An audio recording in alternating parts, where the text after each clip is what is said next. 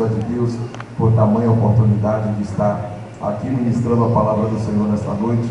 Externar a minha gratidão, pessoas de Deus, obviamente, em primeiro lugar, louvar a Deus pela vida do nosso pastor Oséias, agradecer também a vida do meu mano, meu brother, pastor Gabriel Gasparini, por falar acerca de nós aqui de forma tão honrosa diante da igreja. Eu quero chegar pelo menos a 1% de tudo isso que ele externou aqui nessa noite. Louvar a Deus por cada membro, por cada congregado, por cada visitante que está aqui presente. Queridos, eu estava numa batalha muito grande, perguntando a Deus qual a mensagem que iria pregar no dia de hoje, diante de tantos pregadores que passaram aqui. Vocês que vieram na vigília, vocês escutaram a bomba de Hiroshima e Nagasaki, vocês escutaram bazucas, metralhadoras, mas hoje nessa noite vocês vão escutar um Revolvinho 22 aqui pregando a palavra de Deus nesse lugar. Então pede a graça de Deus, no instante passam as horas e você diz assim: graças a Deus que acabou, que esse cara terminou de pregar. Mas eu tenho certeza que pelo menos com alguma pessoa Deus vai falar aqui. E nas minhas batalhas que eu estava travando com Deus, eu pensando em o que é que eu iria pregar, porque é uma mensagem que o Espírito Santo tem despertado muito ao meu coração. Já preguei obviamente na DV Caruaru, sei que algumas pessoas não escutaram, porque lá são 2 cultos, eu só preguei lá no último domingo do ano, né? Mas existem outras que escutaram, então quem já escutou vai escutar de novo, quem nunca escutou vai escutar pela primeira vez. Eu tenho certeza que a palavra do Eterno se renova a cada manhã. Então, abra sua Bíblia, por favor, em Lucas, capítulo de número 24. Na medida que você for encontrando o texto, se coloque de pé, por favor. Lucas, capítulo de número 24, versículo de número 13. Se porventura você não leu a Bíblia hoje, você vai ler comigo aqui alguns versículos. É uma leitura um pouco extensa, mas necessária para que entendamos aquilo que o Espírito quer tratar conosco através das Escrituras Sagradas. Lucas, capítulo de número 24, a partir do versículo de número 13. Lucas, capítulo de número 24, a partir do verso 13. Porventura você está ao lado de uma pessoa que tem Bíblia, compartilhe com ela por gentileza. Diz assim a palavra do Senhor: naquele mesmo dia, 2 deles estavam no caminho para uma aldeia chamada Emaús, distante de Jerusalém 60 estádios, e iam conversando a respeito de todas as coisas sucedidas. Aconteceu que, enquanto conversavam e discutiam, o próprio Jesus se aproximou e ia com eles. Os seus olhos, porém, estavam como impedidos de reconhecer. Então lhes perguntou Jesus: que é isso que vos preocupa? E de que ides tratando à medida que caminhais? E eles pararam entristecidos. Um, porém, chamado Cleopas, respondeu dizendo: és o único, porventura, que estando em Jerusalém, ignoras as ocorrências desses últimos dias? E ele lhes perguntou: quais? E explicaram o que aconteceu a Jesus, o Nazareno, que era varão, profeta, poderoso em obras e palavras diante de Deus e de todo o povo. E como os principais sacerdotes e as nossas autoridades o entregaram para ser condenado à morte e o crucificaram. Ora, nós esperávamos que fosse ele quem havia de redimir a Israel. Mas depois de tudo isso, já é o 3º dia desde que estas coisas sucederam. É verdade também que algumas mulheres que estavam conosco nos surpreenderam, tendo ido de madrugada ao túmulo, e não achando o corpo de Jesus, voltaram dizendo terem tido uma visão de anjos, os quais afirmavam que ele vive. De fato, alguns dos nossos foram ao sepulcro e verificaram a exatidão do que disseram as mulheres, mas não o viram. Então lhes disse Jesus: ó nécios e tardos de coração, para crer tudo que os profetas disseram. Porventura não convinha que o Cristo padecesse e entrasse na sua glória? E começando por Moisés, discorrendo por todos os profetas, expunha-lhes o que a seu respeito constava em todas as Escrituras. Quando se aproximavam da aldeia, para onde ia, fez ele menção de passar adiante, mas eles o constrangeram, dizendo: fica conosco, porque é tarde, e o dia já se declina. E entraram para ficar com eles. E aconteceu que, quando estavam à mesa, tomando ele o pão, abençoou e, tendo partido, lhes deu. Então se lhes abriram os olhos e o reconheceram, mas ele desapareceu da presença deles. E disseram um ao outro: porventura não ardia os nossos corações quando ele pelo caminho nos falava, quando nos expunha as Escrituras? E na mesma hora, levantando-se, voltaram para Jerusalém, onde acharam reunidos os 12 e outros com eles. Curve a sua cabeça, por favor, em nome de Jesus. Senhor, aqui está a tua palavra viva, palavra eficaz, palavra mais penetrante do que a espada de 2 gumes, palavra que nos vivifica, palavra que nos transforma, palavra que nos edifica, palavra que nos norteia.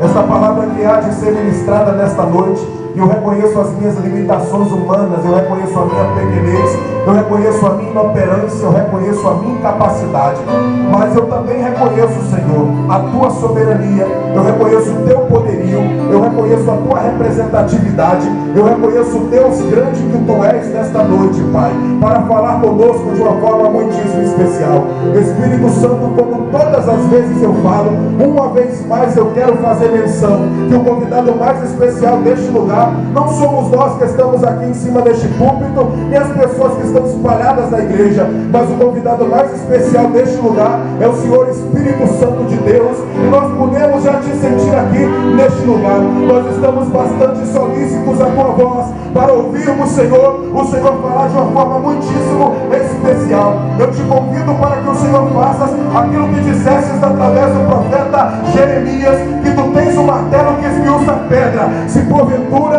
entrou algum coração de pedra deste lugar, vem com o teu martelo quebrar esta pedra e põe no lugar um coração de carne, Senhor. Nós estamos aqui, ó Deus, semelhantes ao profeta Joel, não para rasgarmos as nossas vestes em sinais de lamentação, mas para rasgarmos os nossos corações, para ouvirmos a tua voz, Senhor. Nos assemelhamos aos 24 anciãos de Apocalipse capítulo 4, a partir do verso 10, que ao chegarem diante do trono do Cordeiro, tiraram as coroas de suas cabeças, se prostraram diante do trono e começaram a dizer: digno é o Cordeiro de receber toda a honra, toda a glória, todo louvor, toda exaltação, toda a majestade. A glória é para ti, o aplauso é para ti, o reconhecimento é para ti, a exaltação é para ti nessa noite. Espírito Santo de Deus, traz toda a mente cativa ao poder da tua palavra. Eu me coloco em tuas mãos como teu arauto. Arauto fala aquilo que o seu Senhor mandou dizer, sem acrescentar absolutamente nada. Permanece conosco, é isso que nós te pedimos e te agradecemos em nome de Jesus. Amém. Graças a Deus. Você pode tomar seu assento glorificando ao nome do Senhor Jesus. Louvar a Deus pela vida também do Eliseu. Deus abençoe, como sempre, sendo usado de forma poderosa por Deus. Esteve lá, quebrou tudo. Foi difícil, depois tivemos que fazer uma reforma, depois que passasse por lá. Deus abençoe a banda também, a Assembleia da Rio Batista, que eu não conheci não, mas quando conheci, Deus abençoe também. Queridos irmãos, escute isso aqui, preste atenção e olhe para cá.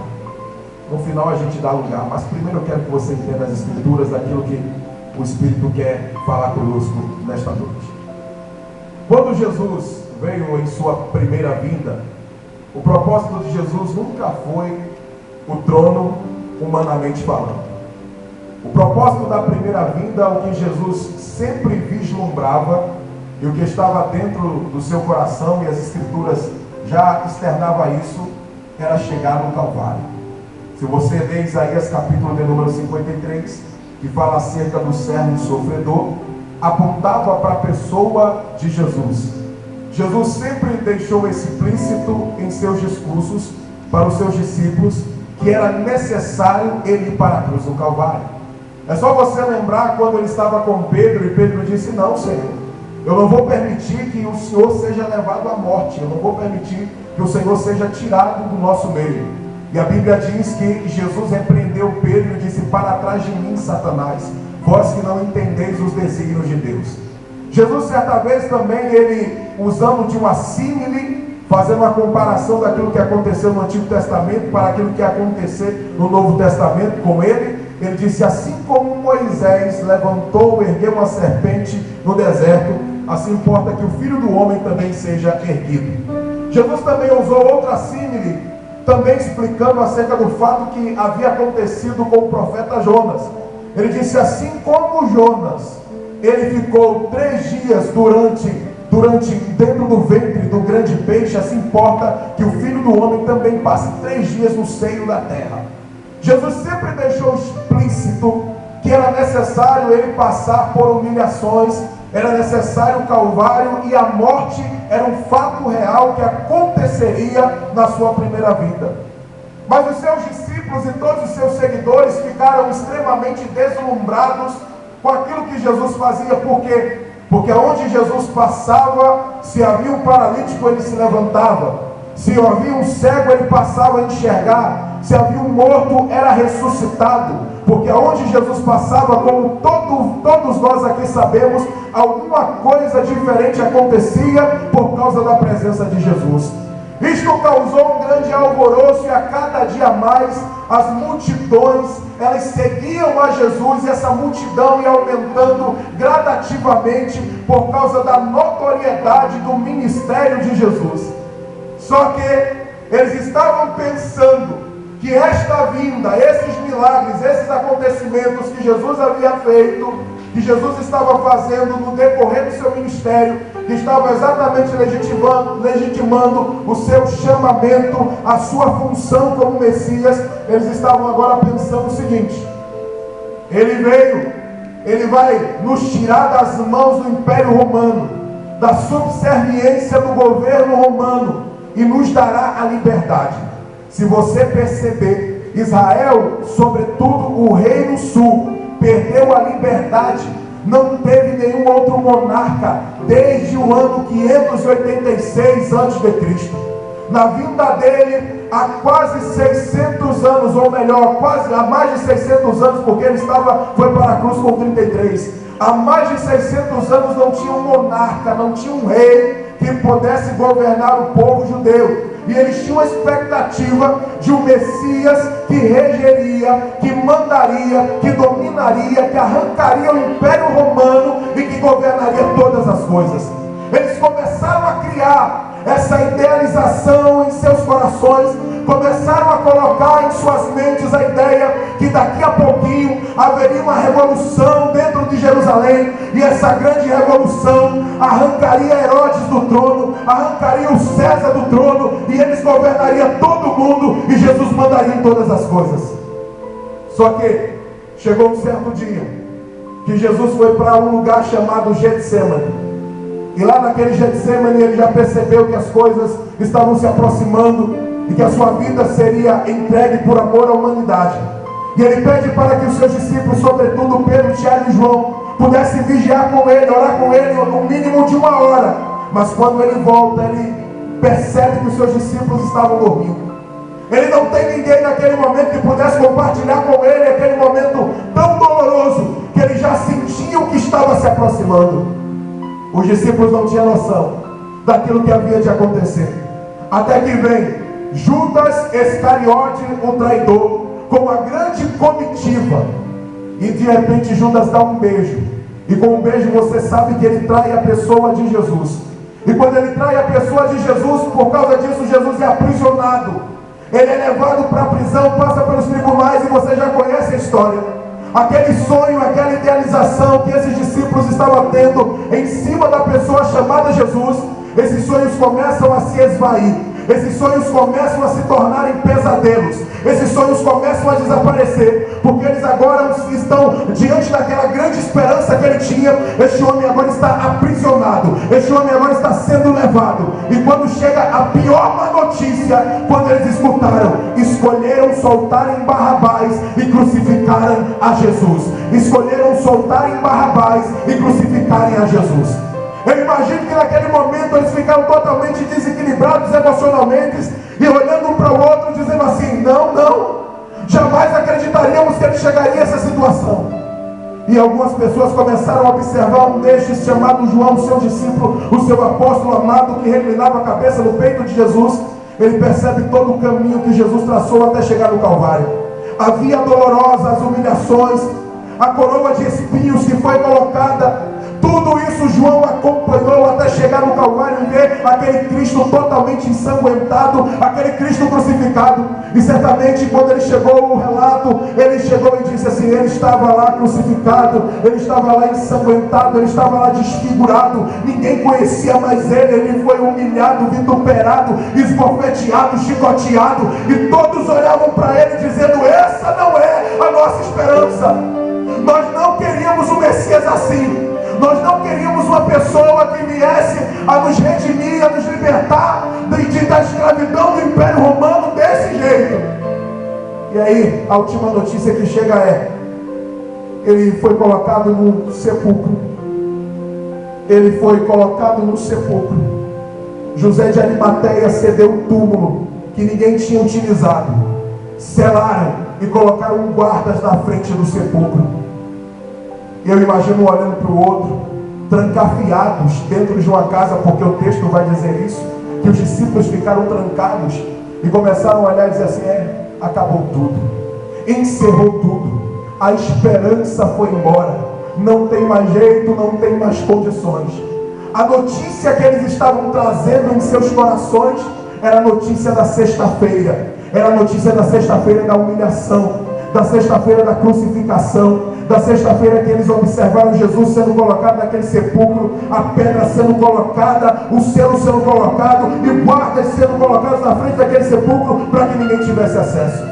As notícias que eles tinham no coração é: a nossa esperança se foi, a nossa esperança se acabou, a nossa esperança, nossas expectativas se esvaíram. Pastor, o que tem a ver com a nossa vida cotidiana? Tem muita coisa a ver, daqui a pouco eu continuo na menção do texto. Você sabe que muitas vezes, por causa de alguma coisa que acontece em nossas vidas, nós acabamos ficando paralisados no tempo por causa de uma frustração, por causa de uma decepção, de alguma coisa que aconteceu conosco. Existem pessoas que colocam expectativas em outras pessoas e achamos que essa pessoa era tão perfeita para nós, que achávamos que essa pessoa poderia fazer algo diferente para nós, e de repente essa pessoa nos frustra, nos decepciona. E todas as vezes que vamos contar a nossa vida, a nossa ideia, todas as vezes que vamos mencionar o que estamos vivenciando, sempre rememoramos aquilo que fizeram conosco lá no passado, sempre rememoramos aquilo que fizeram conosco alguns anos atrás, e nunca conseguimos viver o novo de Deus, porque simplesmente a nossa alma está aprisionada naquele passado, nas notícias da sexta-feira da vida, dizendo assim: olha, acabou para mim, não tem mais condições para mim. De jovens, de adolescentes que muitas vezes foram abusados sexualmente, de pessoas que tiveram um pai, na verdade um pai totalmente perverso, que começaram a amaldiçoar o seu filho, a sua filha, e dizer: você não vai conseguir dar para nada, você não vai conseguir chegar em lugar algum, você não vai conseguir conquistar absolutamente nada. As pessoas carregam essas más notícias e começam a dizer: você olha para mim e não acha porque eu não consigo chegar em determinado lugar, é porque fizeram comigo lá atrás. E você começa a descrever o que fizeram com você lá atrás, você começa a dizer o que fizeram com você, como lhe judiaram, como te pisaram, como te humilharam. Simplesmente você está aprisionado lá. Mas a minha função como pregador da palavra nesta noite é te trazer as boas novas, as boas notícias, que o relato desse texto não termina na sexta-feira, que o relato desse texto não termina na crucificação, que o relato desse texto não termina no Calvário, o relato desse texto vai terminar no domingo. As boas notícias vão chegar, as boas novas vão chegar. E permita-me ser profeta de Deus para você. Ei, o que passou, passou. Deus tem uma nova história, Deus tem uma nova história, Deus tem uma nova história para a tua vida.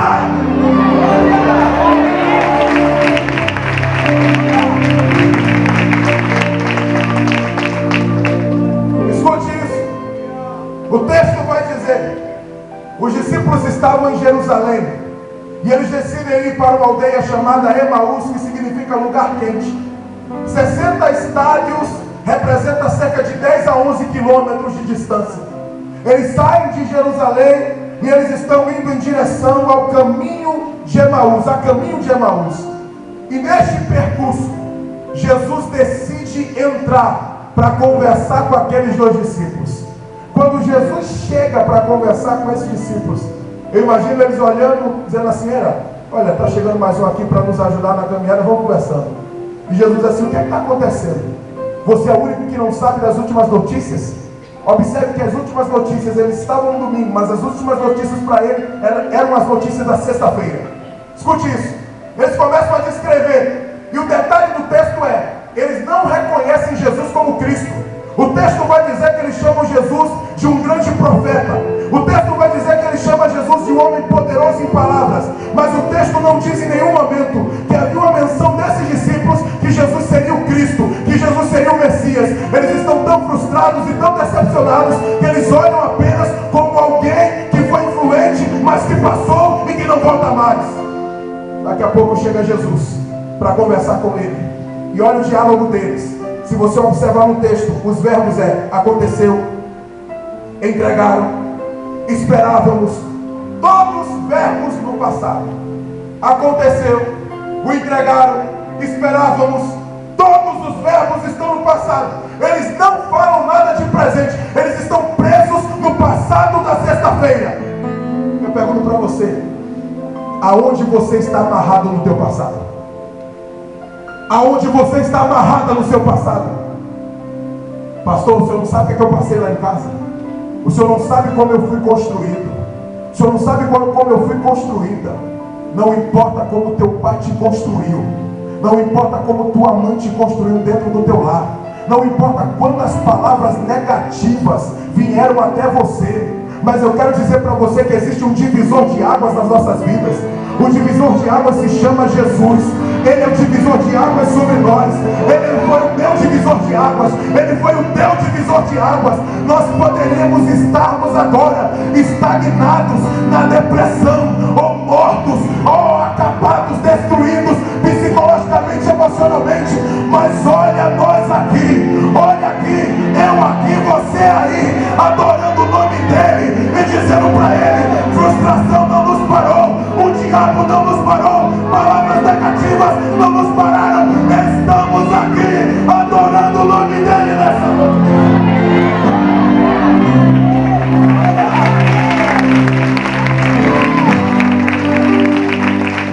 A Bíblia vai dizer, escute isso: esperávamos, aconteceu, entregaram no passado. E aí Jesus vai usar essas palavras aqui, no verso de número 25, Jesus vai dizer assim: ó nércios e tardos de coração. No grego, na tradução literal, ó loucos de mentes embotadas.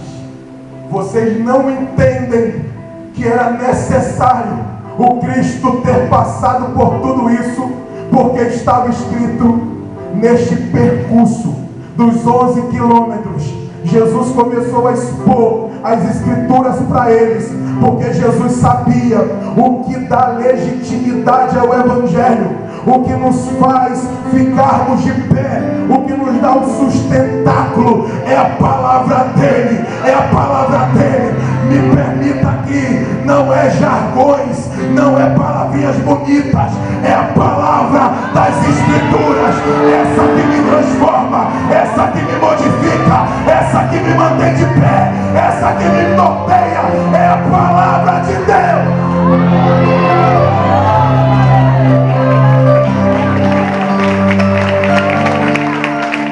Escute uma coisa que eu preciso dizer isso. Eu vou entregar tudo. Posso falar? Posso falar? Eu vou entregar tudo. Tem gente que pensa que intimidade com Jesus é chamar ele de cara. Tem gente que pensa que intimidade com Jesus é chamar algum nome com ele. Tem gente que pensa que intimidade com Jesus é falar qualquer coisa para ele. Intimidade com Jesus é conhecê-lo através das escrituras, é conhecê-lo através da oração, é conhecê-lo através do jejum. Ei, para de mediocridade na tua vida espiritual e vive o novo de Deus através da palavra, através da palavra.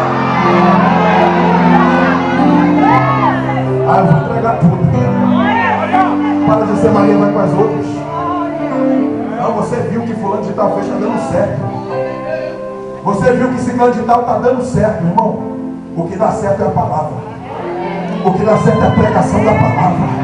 Jesus voltou, e quando ele estava no percurso com esses discípulos, eles não ficaram com blá blá blá, com ladainha, com invenção. Ele começou a expor as escrituras, desde Moisés, passando pelos profetas. Jesus estava falando a palavra.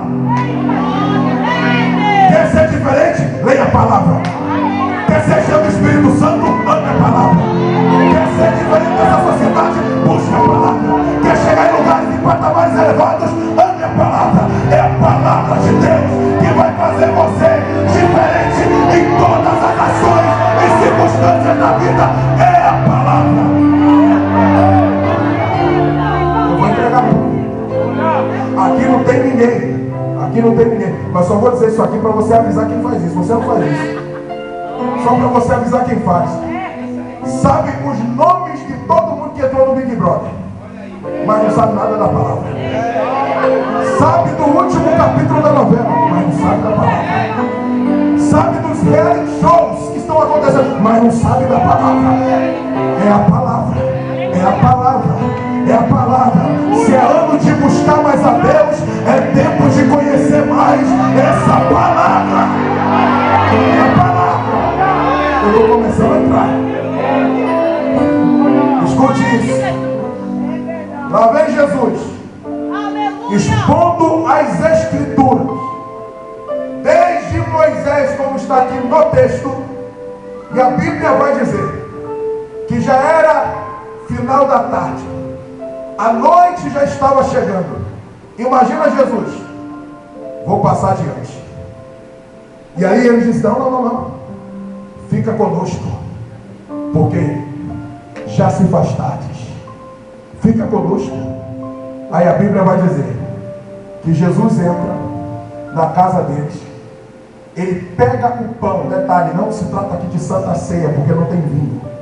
Se trata aqui de uma refeição, a janta.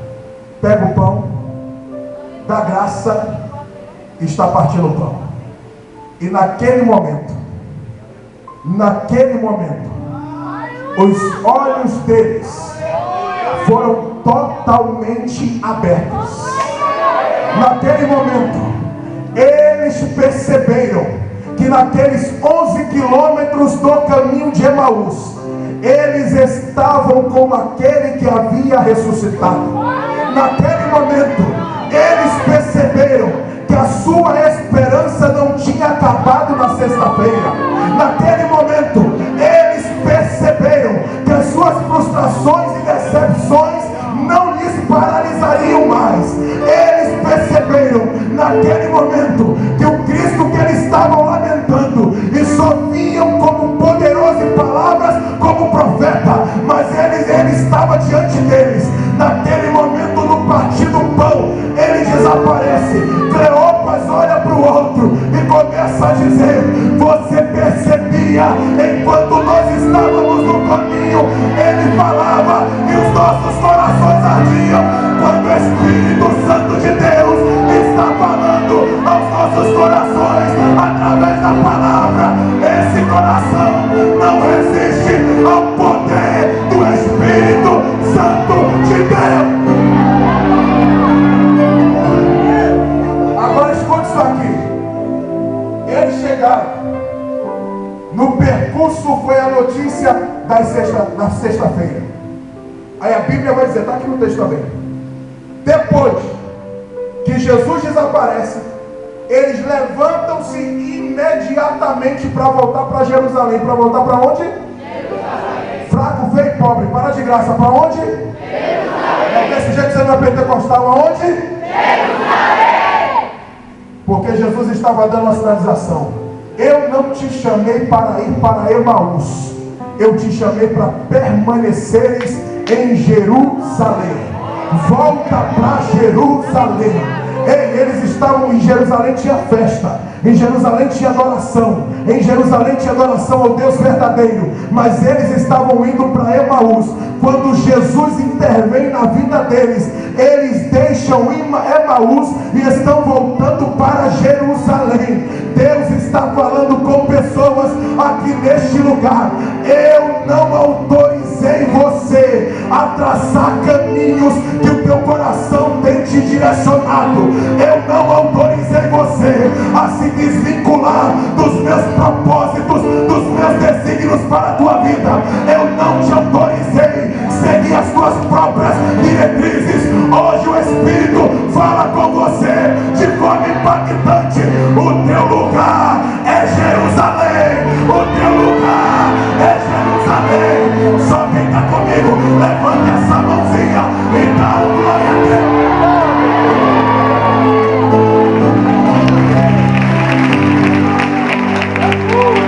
Agora escuta isso aqui.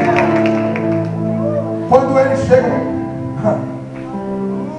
lá em Jerusalém, quando chegam lá em Jerusalém, eles pensam que eles seriam os portadores da boa nova que Jesus havia ressuscitado.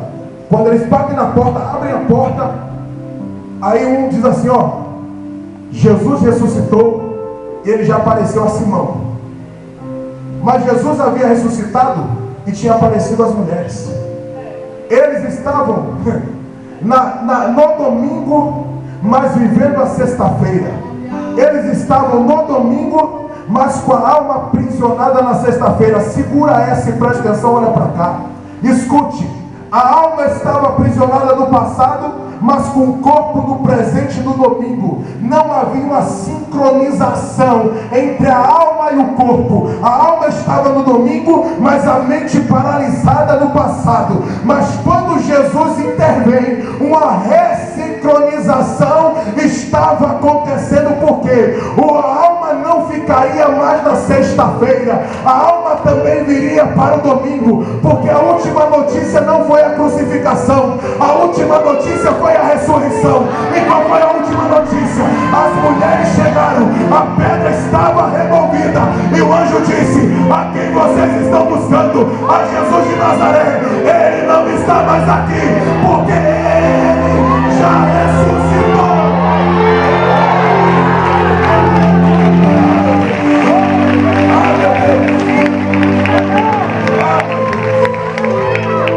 Meu Deus, é detalhe. Escute isso. A Bíblia vai dizer que quando a viúva de Sarepta, ela perdeu seu filho diante dos olhos dela, que morreu, o profeta Elias orou e o menino ressuscitou, mas voltou a morrer. A Bíblia vai dizer que a sunamita, depois de 12 anos passados, quando seu filho morreu, ela chamou o profeta Eliseu. O profeta Eliseu orou, mas ele voltou a morrer. A Bíblia vai dizer de um homem chamado Lázaro, que ele estava morto há 4 dias. Jesus o chamou: Lázaro, vem para fora. Ele ressuscitou, mas voltou a morrer. A Bíblia vai dizer de uma serva de Deus chamada Dorcas, que morreu. Pedro orou e ela ressuscitou, mas ela voltou a morrer. A Bíblia vai dizer de um jovem chamado Eutico, que estava numa janela sentado, caiu da janela, morreu. O apóstolo Paulo orou e ele voltou a viver. A Bíblia vai dizer que a filha de Jairo, uma menina de 12 anos, estava morta. Jesus deu uma ordem, ela voltou a viver, mas depois voltou a morrer. A Bíblia vai dizer o filho da viúva da cidade de Naim, que estava morto. Jesus parou o enterro, mandou o menino se levantar, ele voltou a viver, mas depois voltou a morrer. Mas a mesma Bíblia que diz desses que ressuscitaram e voltaram a morrer, é a mesma Bíblia que diz que o meu Senhor Jesus, na manhã de domingo, ele ressuscitou. Pastor, voltou a morrer? Não, ele está sentado no alto e sublime trono, coroado de glória, de majestade e de poder. Ele é Rei dos reis e Senhor dos senhores. Ele está aqui na casa. Somente quem adora, somente quem adora, somente quem adora.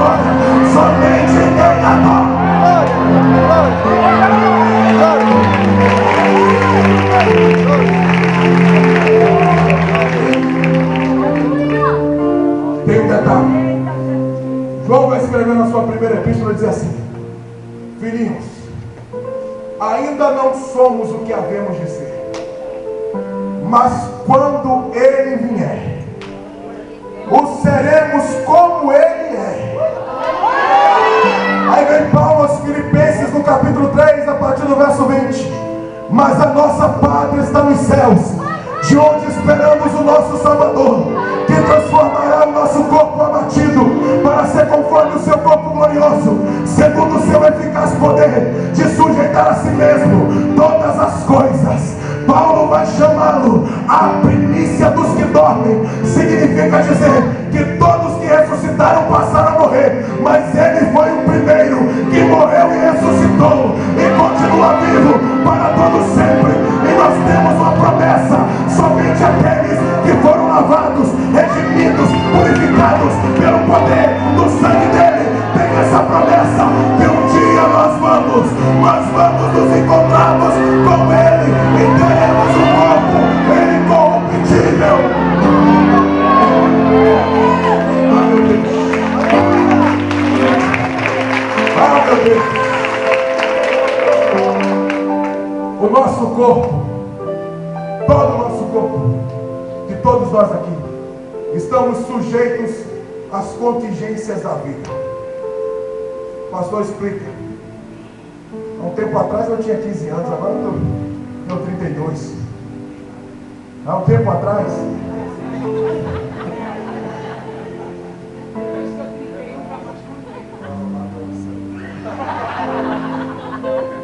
hoje eu estou com 32, já está 40 anos.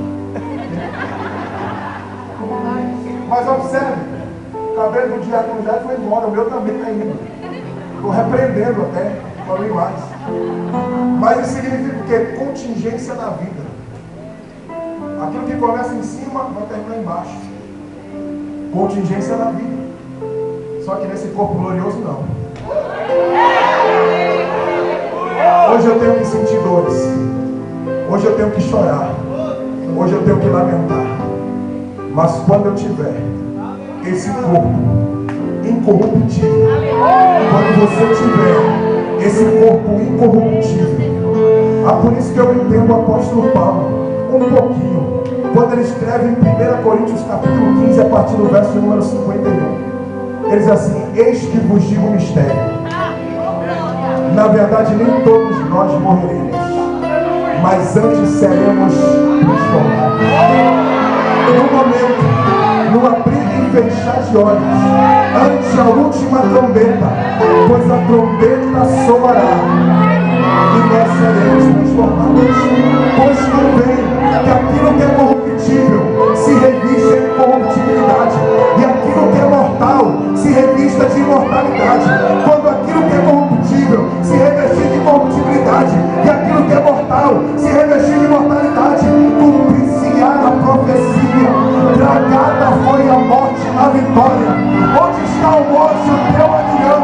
Onde está o inferno, a tua vitória? O aguilhão da morte é o pecado, a força do pecado é a lei. Mas graças a Deus,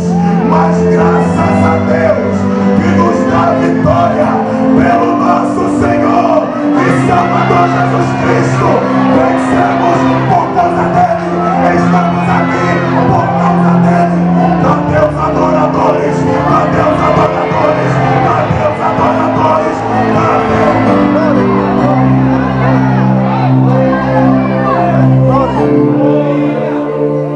Você sabe por que o diabo tem tanta sede em você? Porque o diabo sabe que para ele acabou, para ele não tem mais jeito. E aí ele te convida para vícios, promiscuidades, bebedices, jogando engodo, para que você fique ludibriado, fascinado e fascinada com as coisas deste mundo. Porque o diabo sabe que aqui é só um período de tempo, mas existe uma eternidade. E para ele, a eternidade, ele já sabe: lago de fogo, de enxofre eternamente. Mas para mim e para você não. Para mim e para você há uma promessa de redenção, há uma promessa de salvação. Nós fomos regenerados, estamos em processo de santificação para chegar chegar o dia da glorificação. Nós fomos regenerados, estamos no processo de santificação para chegar o dia da glorificação. Por isso que eu estou dizendo para você: não desista, permaneça firme, não fique aprisionada no seu passado, não fique aprisionado no seu passado, não abra margens para viver longe de Cristo. Volta para o caminho, volta para Jerusalém e recebe a boa notícia: Ele vive, Ele vive, Ele vive.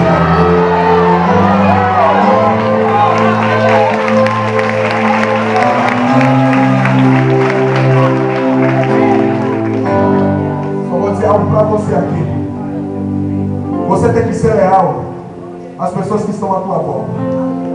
Você tem que ser leal a tudo, mas a única coisa que você não pode ser leal, a única coisa que você não pode ser leal é a sua dor e o seu pecado. Você pode usar de lealdade para com tudo, mas você deve ser desleal à sua dor e ao seu pecado. A sua dor para que você não fique paralisado no passado, e ao seu pecado para que não te leve para o inferno. Lembre-se disso. Os discípulos daquele dia, Jesus disse: estou te tirando das más notícias da sexta-feira, estou te colocando no domingo da ressurreição. Estou te tirando das más notícias da sexta-feira, estou te colocando no domingo da ressurreição. Eu vou falar pela terceira vez para que você entenda. Estou te tirando das más notícias da sexta-feira e estou te colocando no domingo da ressurreição. Ah, Espírito Santo de Deus, ah, Espírito Santo de Deus, deixa pra lá quem te feriu, deixa pra lá quem te pisou, deixa pra lá quem te frustrou, deixa pra lá quem quis te paralisar, deixa pra lá quem quis te humilhar. Vai caminhando, vai caminhando, vai caminhando, vai caminhando, vai caminhando, vai caminhando ao caminho celestial. Escuta o que Paulo vai falar em Filipenses 3, verso 13. Uma coisa eu faço, é esquecendo-me das coisas que para trás e prossigo para o alvo da soberana vocação de Cristo Jesus. Paulo está falando sobre soteriologia, doutrina da salvação. Paulo está dizendo: eu estou me despojando de tudo que me trazia como peso, eu estou deixando para trás, porque eu tenho um alvo maior. O meu alvo é o céu, o meu alvo é o céu, o meu alvo é o céu, o meu alvo é o céu.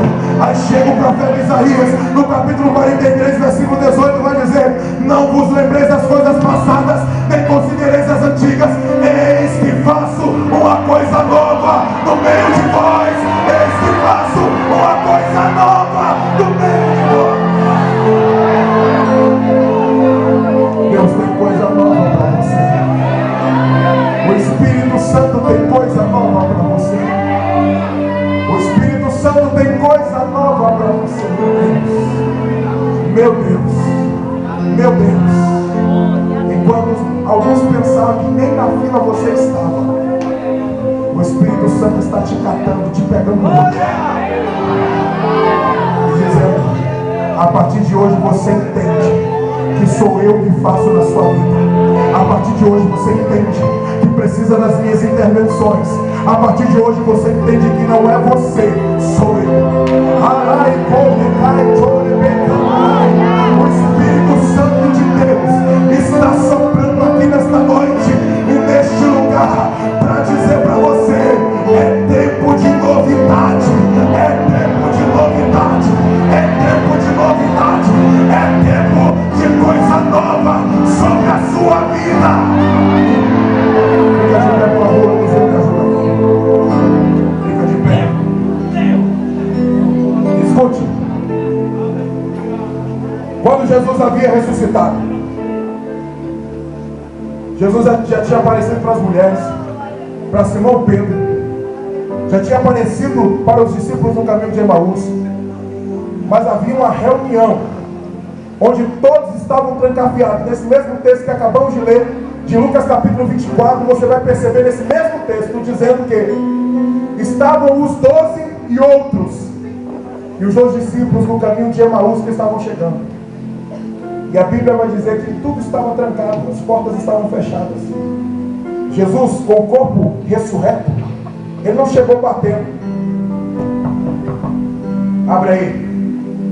A Bíblia vai dizer que ele ultrapassou as paredes. Em João capítulo de número 20, versículo 22, a Bíblia vai dizer que ele faz isso. Recebei o Espírito Santo, faz.